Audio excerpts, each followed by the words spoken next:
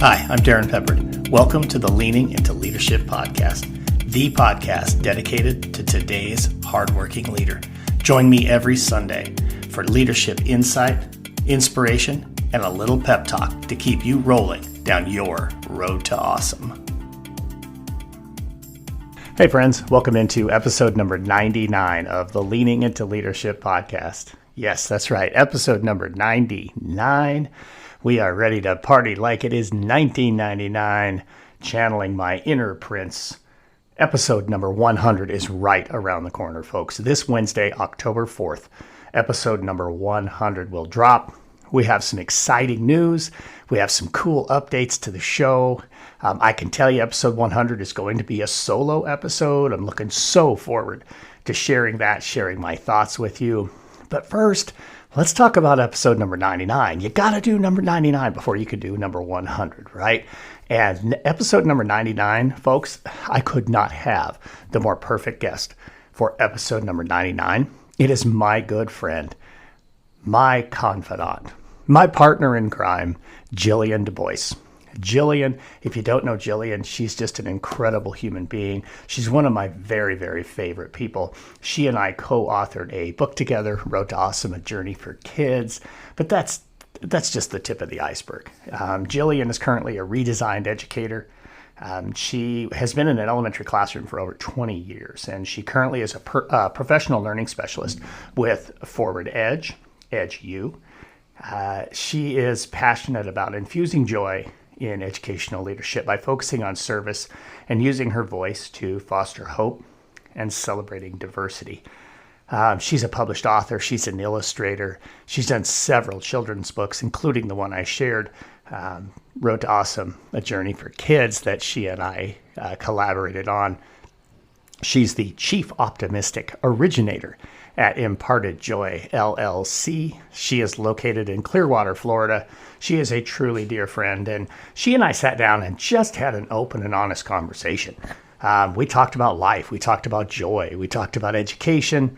We talked about all kinds of wonderful things, and I think you're going to absolutely love this conversation. Again, I think it's the perfect lead-in to episode number 100 for me to share this conversation with my really, really close friend, Jillian DuBois. You're going to hear it right on the other side of this. All right, leaders, it is time for ending the fear of being awesome. That's right. Fear of being awesome is about to be abolished. And the way you're going to do that is you're going to grab yourself a copy of Road to Awesome, The Journey of a Leader. As we are celebrating our 100th episode here on the Leaning into Leadership podcast, we are running a special on our website, roadtoawesome.net/books on Road to Awesome, The Journey of a Leader. My book where I talk so much about gaining clarity as a leader and then being intentional about the work that you do, where I talk about the 6 things that I thought were the most important in education and as a leader, and more importantly, where I challenge you to identify what really matters to you. How do you gain that clarity and how do you go be intentional about it? Folks, go grab a copy of the book, roadtoawesome.net/books, and enter the code FOBA. Fear of being awesome ends now. When you enter that code, FOBA, F-O-B-A, that will give you a special price, $20 for the book, free shipping, and of course, it comes as an autographed copy. Fear of being awesome ends now. Use the code FOBA, roadtoawesome.net/books. Episode number 100 is right around the corner. Here we go with episode number 99. This podcast is a proud member of the Teach Better Podcast Network. Better today, better tomorrow, and the podcast to get you there. Explore more podcasts at www.teachbetterpodcastnetwork.com. Now let's get on to the episode. So today on the show, we want to talk about resilience, and we want to talk about being repurposed educators. And we want to just, talk about those relationships. Honestly, we're going to share a conversation. I don't even know where this conversation is going to go yet, folks. I can't even call her my good friend. She's just my sister, Jillian DuBois, joining me on the show today. Thanks, Jillian, for coming on. Hey, well, it's funny because if anybody, I know everybody's out here listening to what is going on right now, but they don't know that, we had scheduled this 45 minutes ago. We've been talking for 45 minutes before we even have a conversation on a podcast, but that's us. We love to talk to each other. Yeah, for sure. I know. Yeah, So we could have hit record, but I don't know. Some of that may not be appropriate for everybody's consumption, that's but some people probably would really have enjoyed what we just shared. I think that's true. But so true. oh man, yeah, for sure. So you and I were talking about a bunch of different things before we decided to hit record, and among them certainly resilience, and we'll go to that in a second. I think I want to start with just kind of this repurposed piece. Both of us in the last couple of years have gone from full-time, K-12 educators to now full-time, not full-time educators, but still very much in touch with the education world. What for you? I think it hasn't even been quite a full year. Or actually, it has been, I guess, right at a full year. What are some of the takeaways for you? What's in your mind on this? Yeah, and I think when we talk about being repurposed, I use that. I think it was actually Jeff Springer who had said that first. And I said, oh, I'm going to politely pirate that if that's okay, Jeff. And he's like, oh yeah, absolutely, take that. But the more I thought about repurposed, I thought, you know what? It is repurposed, but it's more like redesigned. And now I typically will say I'm a redesigned educator because I'm not in the classroom anymore, but I am purposefully educating educators. And, you're doing the same thing. We are out there in the midst of really the whole country, showing educators how to be better at their craft and their practice. And it has taken a good long year to go, all right, I'm no longer talking to second graders. I'm talking to people who are experienced, but who are desiring to learn to be better and to better their practice, to better themselves.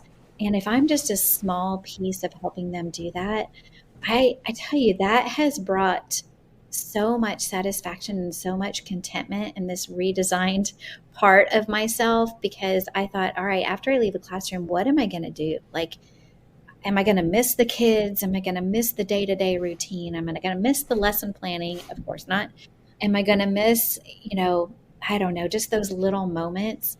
But there have been 1,000 other little moments now that I can call my own and go, that's why I'm doing what I'm doing. That's what's given me purpose. That's what's defining my why right now.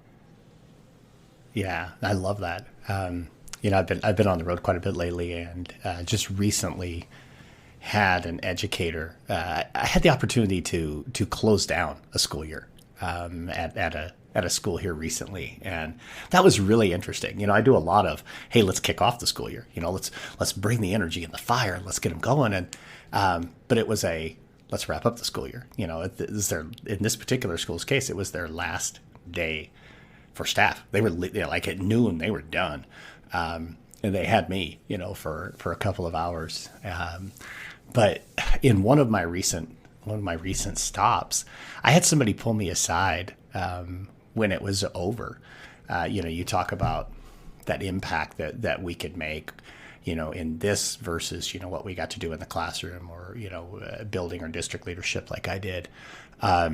But I had a person pull me aside and just say, and I'll never forget the words. They just amazed. I can't believe I haven't told you this yet. But this person just pulled me aside and said, thank you for leaving your footprints on my heart. I was like, oh my goodness. And I just kind of turned my head a little bit sideways. And she's like, I needed to hear what you said today. And I don't think I'm saying anything different than their school administrators are saying. There's probably a handful of administrators out there that aren't, totally behind their staff or really lifting them up. But by and large, everybody is doing everything they can to try to lift them up. But maybe, just maybe, I say it a little bit differently. Or, I'm the guy who's going to go climb into an airplane an hour later and fly away. And so it's easier for them to hear it from me or to listen to it differently. But I just think it's so important to be able to, in any way, shape, or form, whether that's, speaking or coaching leaders or, whatever, books, just to be able to lift people up, because I know our educators are really having a tough time. But I don't know. I think that's an important piece of what we do. And I love that you gave the shout out there to Jeff Springer, because the repurposed piece I know is something that he's talked about quite a bit. So, I mean, for me, it's always been recovering high school principal, but either way, we're repurposed, reignited, recharged, that type of thing. And not that it was easy. I mean, it was, of course, I think the initial decision, to change a season of life is like, yeah, okay, I've got so much to look forward to. I'm going to do this. And, then you get into that transitional period of like, okay, well, what's the next step? And how am I going to continue to evolve to continue to chase those dreams? Because that's why we make changes. And that's because we have new dreams, or we have dreams that haven't yet to be fulfilled. And, we got to keep, you're right, we've got to keep that resilience. We've got to keep that, that spark and that fire going. But I think the imprint, I think that's the key word that you said. It's like, even if it's something small, that matters to somebody, it could be, a word of affirmation. It could be an act of service. It could be something that somebody says to you that you're going to remember for the rest of your life, because of something that you've done. And I know for me, it's tough because I call myself a recovering overthinker and perfectionist. But I have really learned to let a lot of that go and be able to embrace some of the feedback and embrace those things that people say that maybe I don't want to hear. And somebody said one time to me, she said, take a minute to sit in the uncomfortable. Don't worry about what somebody said. Don't worry about it wasn't perfect. Develop intolerance for imperfection by sitting in the uncomfortable. And that was huge for me. That's is on my computer right now. It's like, sit for a while in the uncomfortable. Okay. It's okay to feel like a little bothered. It's okay that you're not perfect, that you're overthinking things. So go with it, because it's going to help you make those transitions. It's going to help you keep that drive going, keep that dream going. And that was probably the best advice somebody has ever given me. And that just happened a few months ago. So it's helped me get back my creative flow. It's helped me understand how to say, maybe this isn't the thing for me, so I can say no. So it's helped me set up some healthy boundaries. And, that's my future. So I can only just keep looking forward and go, okay, that's what I'm going to start doing. I remember when you shared that quote.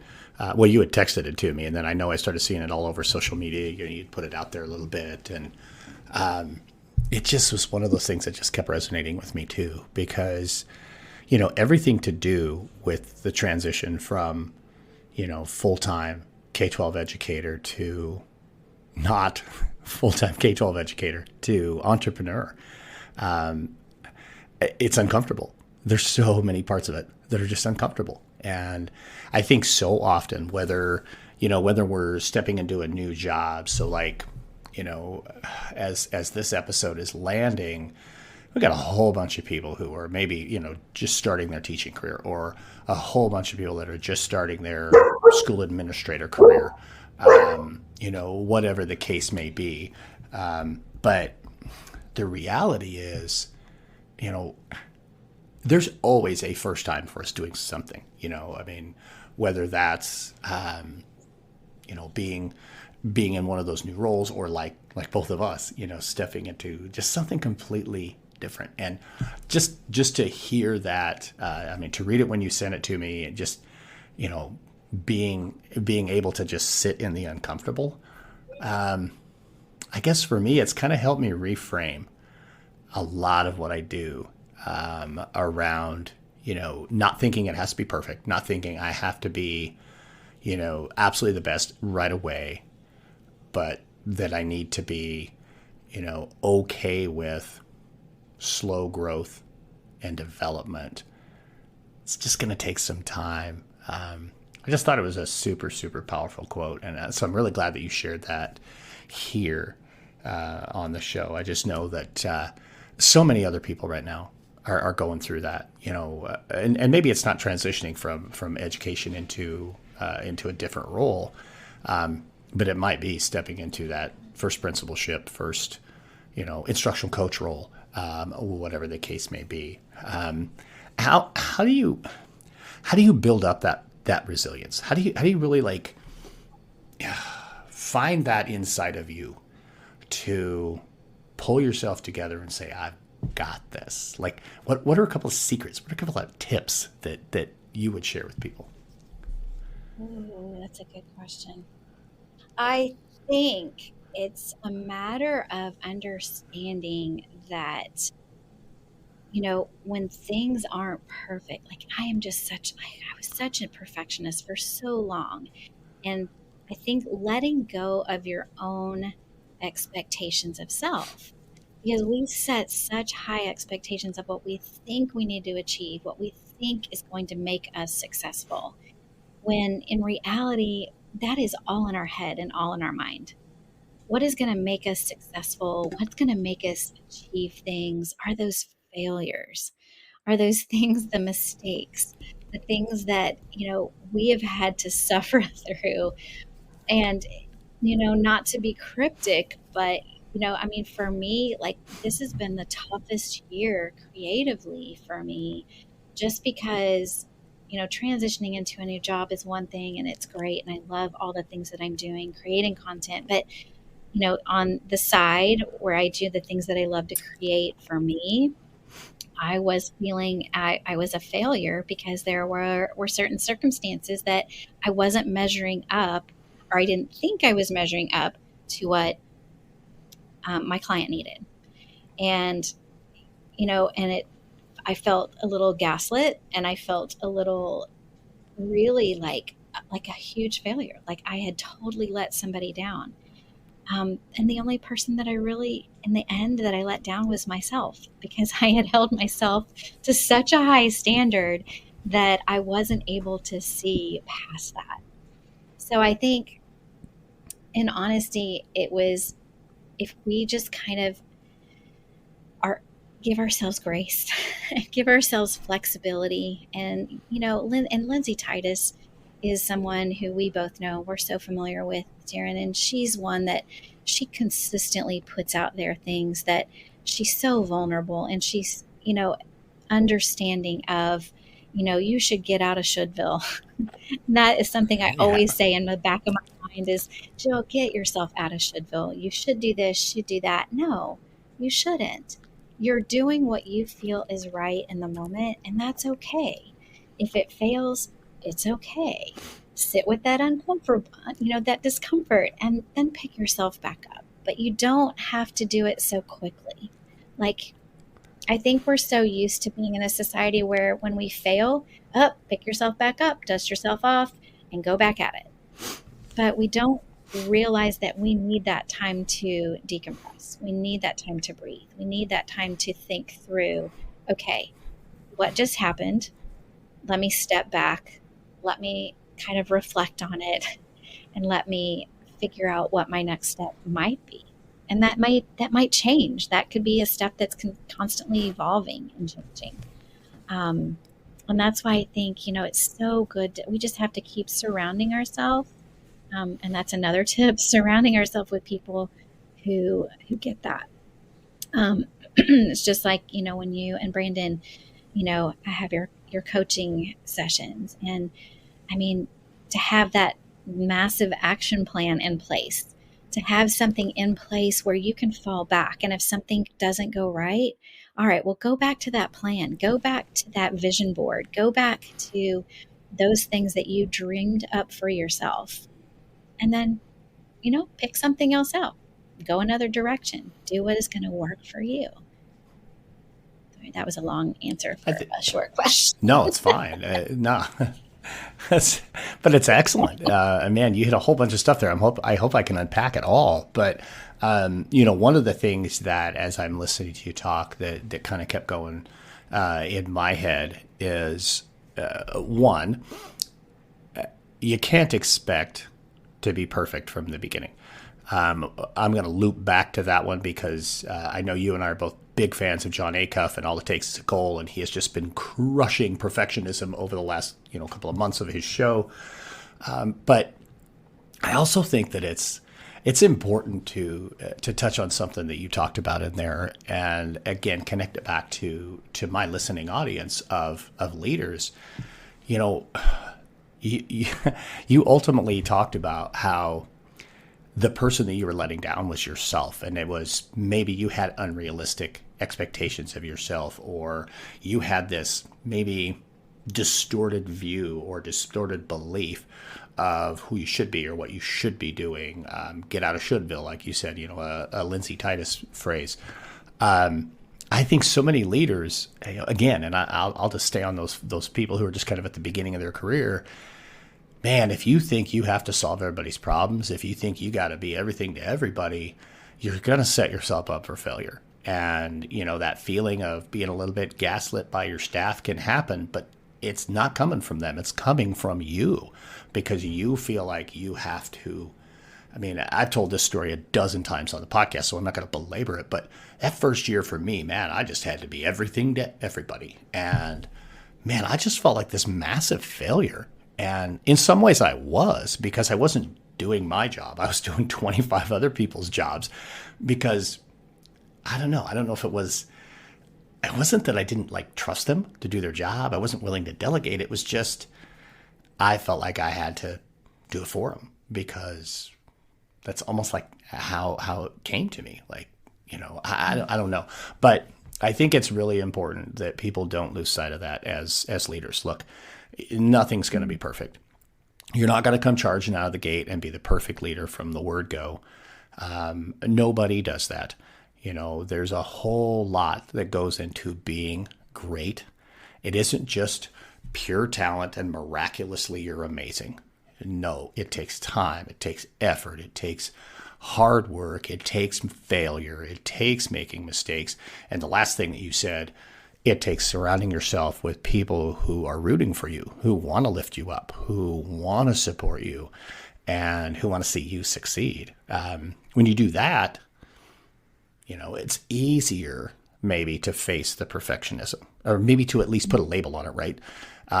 When you have those people around you, you can at least label it and say, oh, wow, I'm stuck in perfectionism and I got to knock it off. Because I have one final thought back to the Acuff thing. Hopefully I'm tying this all together the right way. In one of his recent episodes talking about perfectionism, he talked about the fallacy that is social media. And I love how you talked about Lindsay just being so vulnerable and so just, hey, here's a picture of my daughter's bedroom and it's a disaster. And I was going to do this and then this happened. And you know what? I just got to be okay with it. So often we're hit with social media, everybody's perfect. And so what do? We compare ourselves to them. And that's just not realistic. So if you're comparing yourself to other people on social media in terms of how things are going in your job, how things are going in your life, oh my God, knock it off. Because not very many people are going like Lindsay Titus and saying, hey, look at this disaster. This is me. Maybe we need to do it more often. I don't know. I think we do. To be honest, it was funny. I think, May was, well, it wasn't funny, but May was Mental Health Month, right? So Mental Health Awareness Month. And I did post a lot of things on social media about mental health, some of my own challenges, some challenges I know other people are struggling with, and just trying to send out some, general kind of uplifting things, but also, here's the reason why, I'm able to share some of these uplifting things. This is what I've been through. And I had somebody DM me and they said, why are you talking so much about, mental health and about why, you're really sharing a lot? And I'm like, because if you don't share it, you store it. And if you're storing it, it gets heavy. And if it's heavy, that's no good to anybody. You can't carry that stuff around with you forever. And we're all on this planet to human together. And everybody, I guarantee you, everybody, 5 out of 5 people struggle with mental health issues. So it is not any big revelation, but we just need to be, able to share with each other. And who knows, who that's going to impact, what footprints, on somebody's heart that's going to leave, because it could very well have gone the other way and somebody could have DM'd and said, hey, I really related to what you said. Can you tell me more about it? Let's share. So it kind of got me thinking, after that person had said that, and I thought, no, I'm not going to back down. Like, number one, a lot of what I have talked about in my everything that I do and everything that I put out, whether it's talking about joy or not, which is something I shout about all the time. My joy did not come from perfection. My joy did not come from a place of, roses and rainbows and unicorns. It came from a place of resilience and a place where I had to, get through the mess and get through the havoc and, see through the clouds and try and figure out how to make something, better through that.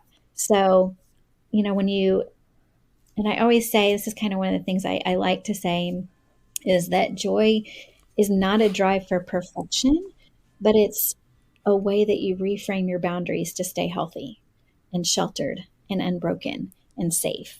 So all these things that we do I think that just kind of narrows it, kind of shows what resilience really is. And we've been talking about resilience, but I think we just have to look at it from each other's perspective, not damning anyone for what they're doing. And if it's not for you, then move on. Like, don't look at it. Don't read it.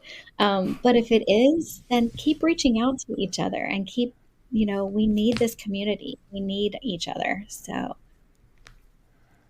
Yeah, there's so much to be said for really building and being a part of a community of people that genuinely care and support each other. And, that's been, I think, one of the more interesting things over the last few years is just seeing, the community that I'm a part of. And I'm a part of quite a few different communities, and I know you are as well.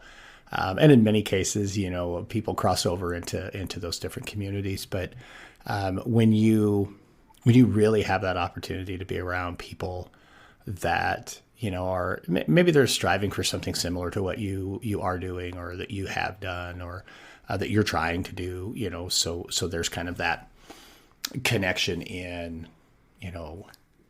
shared passions, or maybe you're part of the community because of some other similarities, whether that's, like your example of sharing some of your own mental health struggles. And I'm sure that there is a community around that, maybe not, Jillian centric, but more, health, mental health centric. When we have the opportunity to find our way into those communities, I think it just gives us such a great opportunity to identify with what others are struggling with. And all of a sudden we discover, hey, I'm not alone on this. I'm not the only one on this journey, whatever that journey might be. Hey, I'm part of an entrepreneur community. Hey, I'm not alone in this. I'm not the only one that is an educator who's also an entrepreneur. In fact, there's a bunch of us, right? You're part of that community. I'm part of a, community of rural superintendents across the country. Even though I'm not still a sitting superintendent, I'm part of that community. And there's a whole bunch of different ones. But the reason I bring that up, and I think this also ties into the resilience piece, is we've got to be able to make those connections that help us realize that we're not alone in the struggles, the challenges, and the successes that we're going through. And for leaders, you just, and leaders, that's just a general term, folks. That could be a classroom teacher, that could be a school administrator, business leader, clergy leader, whatever. No matter what, leadership has a way of creating the opportunity for loneliness. And if we aren't finding ways to connect with those other people who can share, man, you wouldn't believe what I'm going through, or, I've really been struggling with this. All of a sudden you discover, Oh, wow. How about that? I'm not the only one who's dealing with, this, that, or the other thing. And, God, there's just so much power. You and I do it all the time.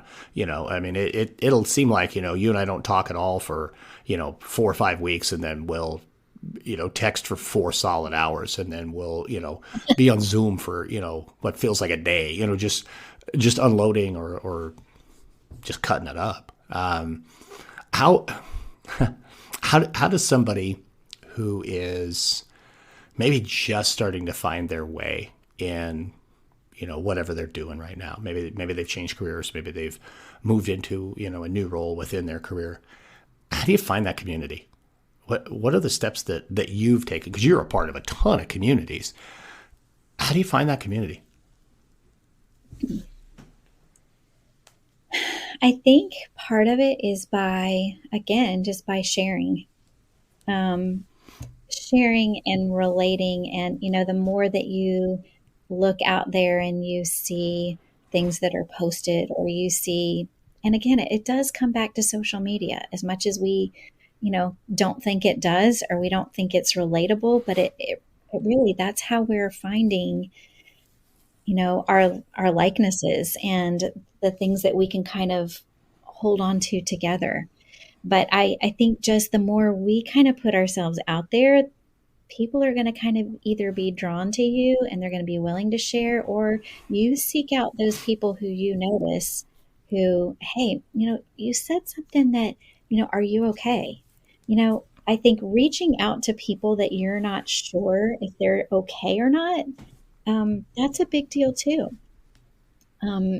Maybe they don't want to talk about it, but maybe they do. I've had people who, have said, hey, is everything okay? And, they've come back and said, no, can we talk about it? It's like, yeah, let's talk. So I think just in realizing that, yeah, you are not alone, and you are enveloped, you are surrounded by people who care. And, it was almost like, okay, so personal story, I kind of just took a break from social media for a couple months, and you remember when Twitter chats were a big thing? I mean, there were chats every night of the week, sometimes 2 or 3, and that was almost how we kind of all got connected and kind of got started, which has led to so many of these amazing relationships. But there's a few that are still around. So it was, I don't know, one night I had not been on Twitter in forever, and I hopped on a Twitter chat. It was a Monday night, and it was being led by Barbara Bray, and I jumped in that chat and I just said, hey, it's Jill. We're from Florida, glad to be a part of this chat. And as soon as I jumped in that chat, there were 3 people that messaged me on the side and said, oh my gosh, we have missed you so much. Where have you been? Are you okay? And literally, Barbara was one of those. And she's like, I am so glad you were here tonight. She goes, even though it was just, quick, 30 minutes, 3 questions, can we set up a time to talk? And I said, absolutely. So we hopped on a Zoom the very next day, and we talked for an hour and a half. And it was just us just talking through life, and it was just sharing with each other. We were just catching up, but those things happen with such purpose. And it was just because somebody reached out and somebody was okay with going, hey, is everything all right? And I was like, yeah, let me tell you about it. So, oh my gosh, I mean, I still remember certain things about that conversation, but that even helped me grow stronger. And I just more confident in myself going, yeah, okay, I can share things that are hard and things that are uncomfortable, and, people are going to listen, and it's okay. So it was just a beautiful thing. There's just even a little story like that. I mean, that's something that, just don't be afraid. It makes me think back to, I guess, kind of the beginnings of our relationship, and I mean, certainly we had you back when I was still with Frank and Bradley doing the Empower Half Hour. We had you on the show, and but then just one of those messages. In the bathroom, yes. I wasn't going to say it, but since you bring it up, yes, you were. Um, That sliding was oh in my my, bathroom. yeah, Okay, go ahead.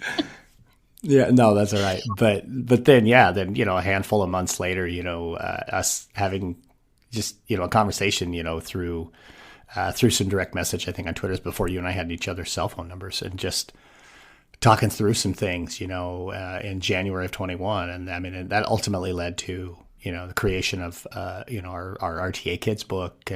But more importantly, it really, I think, kind of, jump started that connection with us. I mean, I could still tell you so much of what was in that sequence of messages, and just, from a place of, both of us, watching what was unfolding in DC at the time. That's when this started, folks, was a conversation around what was happening on January 6th. And, me leading a district, you leading a classroom and both of us, like, I have no idea what I'm going to say to people about this. I don't know what to do. And so there was this, shared uncomfortable, how do we address this? What do we do? How do we support the people around us that we care so much about? And from there, of course, so much, has grown in our relationship. And always at the core, there is how we're supporting someone else, how we're lifting somebody else up. Sometimes that's lifting each other up. But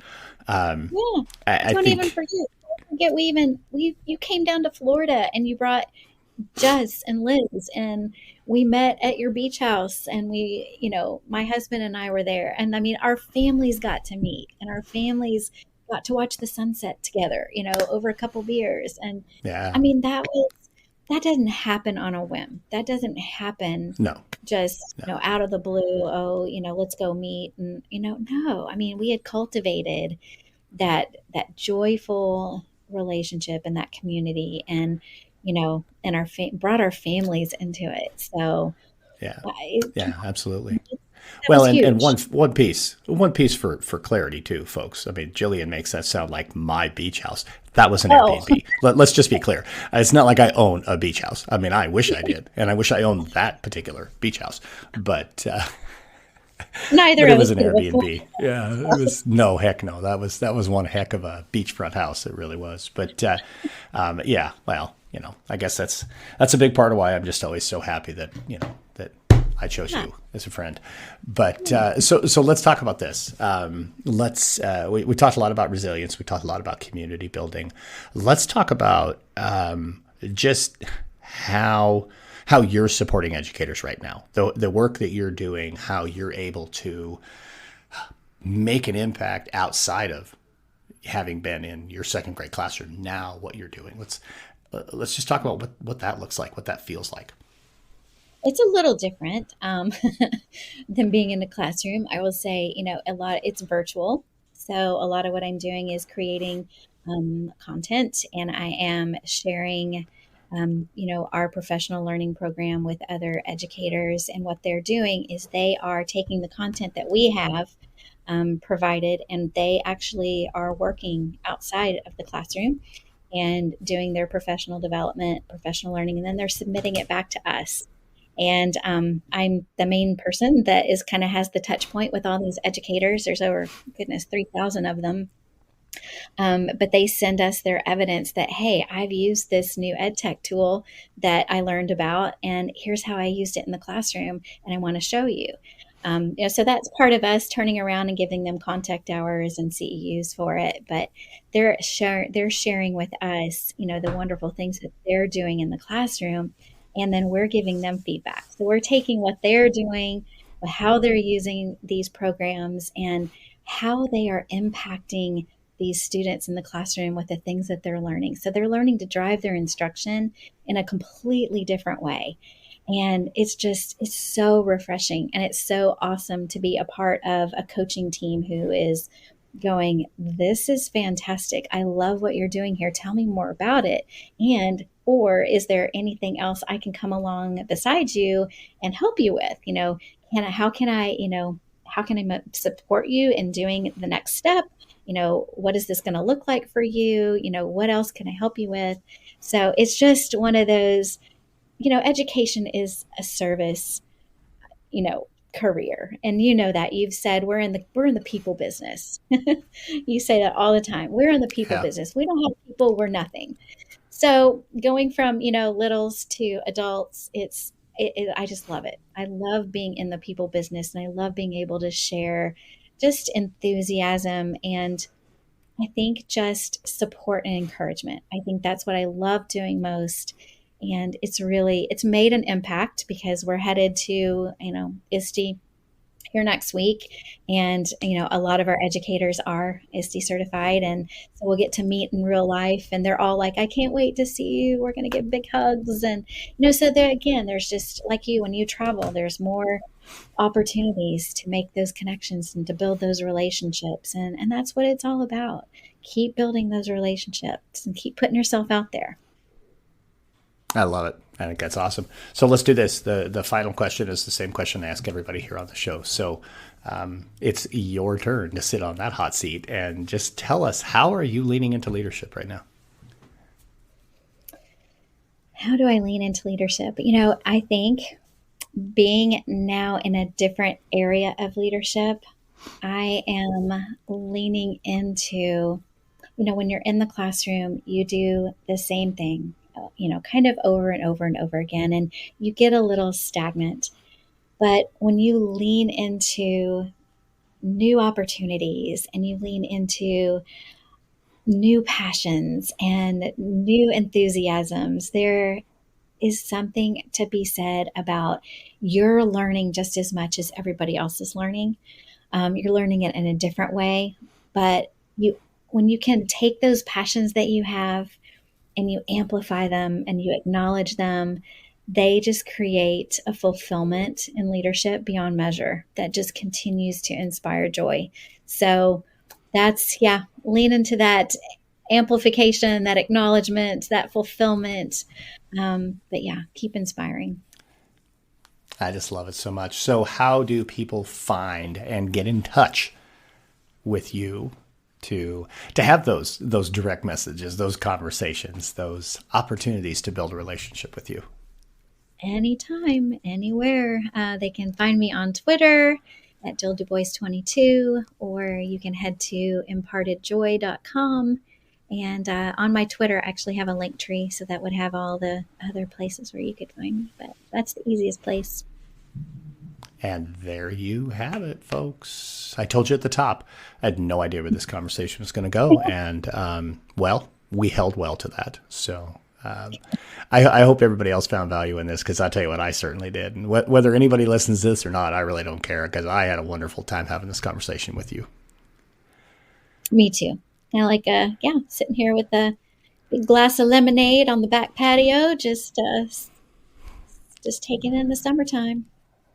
There you go. We got to do that again. We got to get back to my beach house. We'll meet you there. Yeah, absolutely. All right. Thank you so much. Such a great conversation. Thank you again, Jillian, for being a part of the show. Folks, I hope you enjoyed that conversation. Make sure that you reach out, get connected with Jillian if you're not already connected with her. Share the episode with somebody that you know also might need that little boost in the arm. That was the conversation that Jillian and I had together. If you have not yet gone and left a review for the show, please. We're 99 episodes in. I would love to hear from you. I would love to see that review, especially those 5-star reviews. So make sure, whatever platform that you're listening to this on, that you go in and leave us a review. We really appreciate it. That's a great way for us to continue to grow the show, to get the word out even more about the Leaning Into Leadership podcast. So thank you to those of you who have already done reviews, and thank you in advance to those of you who are going to now go and leave us reviews. I appreciate it. And now it's time for a pep talk. Well, episode number 100 will be the very next episode that we release. And today on the pep talk, I want to talk about something that Jillian says all the time, and that's to choose joy. And right now I want to choose joy and celebrate the fact that episode number 100 is going to be here. During that episode, folks, I'm going to share some thoughts that I have, some things that I've learned, some areas where I've grown, some things that I've discovered that I never thought I would discover. And maybe just, I don't know, a couple of surprises. But I really just simply want to celebrate. I want to really embrace the success and the things that I feel really proud about. And that's what I want to challenge you to do right now. Choose joy and celebrate the great things that are happening.